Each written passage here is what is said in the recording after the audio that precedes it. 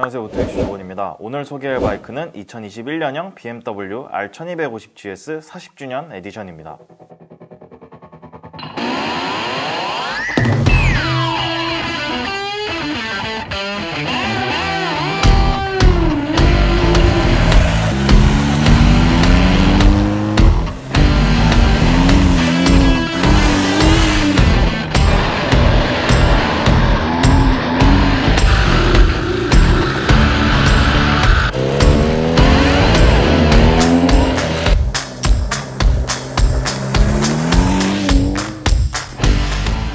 BMW는 작년 10월 아주 빠르게 신형 R1250GS를 공개했습니다. 유럽의 모터사이클 시장뿐 아니라 세계에서 가장 많은 판매량을 보이는 모델인 만큼 유럽5에 빠르게 대응한 것으로 보입니다.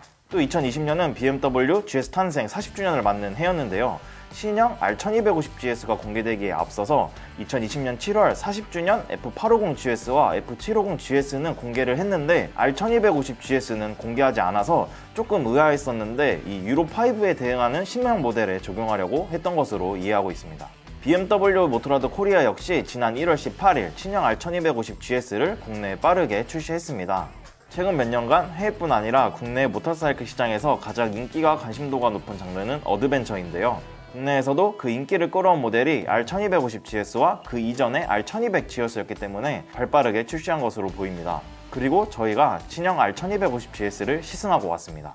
이번에 시승차로 마련된 모델은 바로 R1250GS 어드벤처 40주년 기념 에디션입니다. 40주년 기념 모델은 노란색 포인트가 적용되었는데요. 바로 R100GS의 컬러를 기념 컬러로 사용한 것입니다. R1250GS 어드벤처 40주년 기념 모델에는 기념 그래픽과 함께 골드 컬러의 튜브리스 와이어 스포크 휠, 노란색 핸들가드가 적용되고 옵션 719 엔진헤드 커버와 시트가 적용되어 있습니다. 40주년 에디션의 가격은 3,690만원, GS 어드벤처의 가격은 3,470만원입니다. 앞서 저희가 여기 이슈 컨텐츠를 통해서 신형 R1250GS의 변화점에 대해 살펴본 적이 있는데요. 당시에 자료화면으로만 봤을 때 이전 세대와 큰 변화가 느껴지지 않는다고 했었죠. 실물 역시 마찬가지입니다. 엔진이 수랭으로 변경된 2013년 R1200GS부터 배기량이 1250cc로 높아진 2018년, 그리고 이번 2021년형 모델까지 전체적인 디자인과 분위기가 그대로 유지되고 있습니다. 그럼에도 자세히 보면 변화가 있습니다. 바로 헤드라이트인데요. 내부 DRL 디자인이 바뀌었을 뿐 아니라 어댑티브 헤드라이트가 적용되었습니다. 어댑티브 헤드라이트는 라이더와 동승 여부, 짐 적재 등 무게 변화에 따른 바이크의 자세, 상향등 조작 여부, 바이크의 기울기에 따라서 헤드라이트의 각도를 자동으로 조절해주는 기능입니다. 이 작동 여부는 바이크의 키온을 했을 때 알 수 있는데요. 키온 버튼을 누르면 헤드라이트가 위아래로 움직이는 웰컴 모션을 합니다.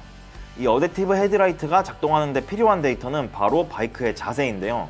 이 자세 데이터는 바로 6축 IMU, 관성 측정 장치로 감지됩니다. 그리고 이 IMU를 통해서 ABS와 트랙션 컨트롤도 업데이트되었습니다. 다이나믹 트랙션 컨트롤과 코너링 ABS가 포함되는 BMW 인테그랄 ABS 프로가 적용됩니다. 이 밖에도 에코 라이딩 모드가 추가되고 프로 라이딩 모드에서 다이나믹 엔진 브레이크 컨트롤이 작동합니다.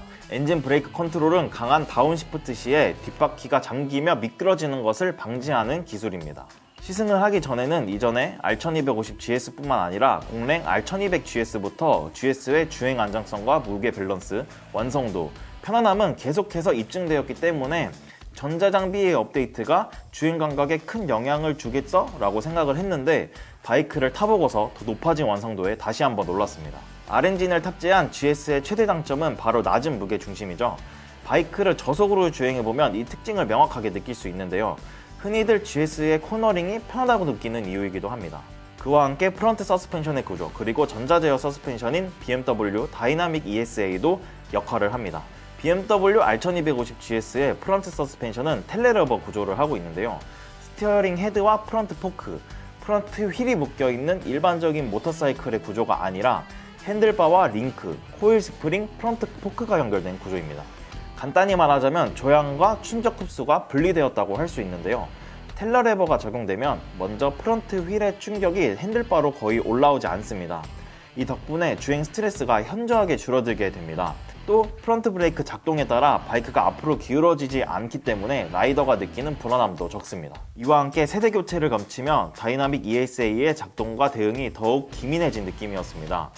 보통 전자제어 서스펜션이 노면에 실시간으로 대응해주며 라이더가 언제나 만족하는 댐핑 감각을 전해줄 것으로 기대하지만 실제로 그것이 현실화된 바이크는 얼마 되지 않는데요. 이번에 R1250GS는 서스펜션 세팅값 변화에 따른 주행 감각과 차이가 확실하다고 느껴지고 실시간으로 노면 상황에 대응한다는 느낌이 듭니다. 정확하게 말하자면 GS의 성향과 라이더가 GS를 타면서 경험하고 싶은 감각이 잘 세팅되어 있다고 할 수 있습니다. 편안하면서 튼튼한 노면을 언제나 전해주는데요. 단순히 다이나믹 ESA가 매우 뛰어나고 진보했다기보다 GS의 라이딩 포지션과 낮은 무게 중심, 텔레레벨 구조의 프론트 서스펜션의 조합이 매우 뛰어나다고 할 수 있습니다. 흔히 GS의 단점으로 꼽히는 것이 무게와 시트고인데요. 제 키가 171에 몸무게가 72kg입니다. GS 어드벤처의 기본 시트고는 890mm이지만 시승 차량은 시트가 낮게 설정해 두어서 시트고가 850mm 정도였는데요.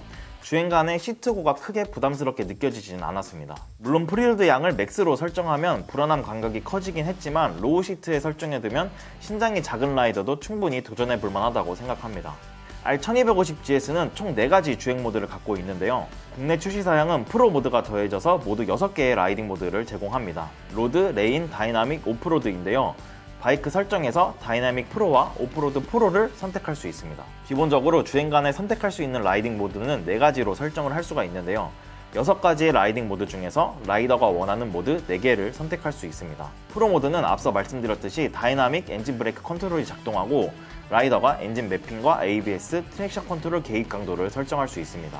여기서 만족스러웠던 점은 BMW의 모터사이클이 전반적으로 공유하고 있는 조그 다이얼의 직관적인 조작감과 함께 각각의 강도 설정에 따른 라이딩 상황이 설명되어 있다는 점이었습니다. 예를 들면 오프로드 프로 모드는 타이어 설정에 따라서 ABS, 트랙션 컨트롤 강도가 설명되어 있었기 때문에 친절하다고 느낌을 받았습니다. 엔진 최고 출력은 이전과 동일한 136마력입니다. 더 엄격한 배출가스 규제를 대응하면서도 최고 출력을 유지했고 주행 감각 또한 여전히 경쾌하고 저수 토크감이 풍성합니다. 특히 오프로드 경험이 많지 않아도 적절한 스릴을 느끼며 놀 수 있게 해주는 엔진 필링과 바이크의 안정감, 전자장비가 만족스러웠습니다. 역시 어드벤처 바이크에 기대하는 모터사이클 라이프. 쉽게는 모토캠핑부터 투어 중 만나는 홈로도 문제없이 주파하는 능력, 편안한 장거리 투어링을 원한다면 R1250GS가 그 이상향에 가장 가까운 모델이라고 생각합니다. 솔직히 개인적으로는 이번 시승 이전에는 이 R1250GS를 그렇게 선호하지 않았었는데요. 저는 이번 시승을 하면서 이전의 저를 완전히 반성하게 됐습니다. 그 올로드에서뿐 아니라 그 오프로드 경험이 적은 라이더도 오프로드를 약간 즐기면서 그 재미를 느낄 수 있다는 GS의 안정감이 역시 사람들이 GS를 선택하는 데는 이유가 있구나, 그런 생각을 했습니다. 그럼 오늘도 영상 봐주셔서 감사하고 다음에도 또 다른 콘텐츠와 모터사이클 시승기로 찾아뵙겠습니다. 감사합니다.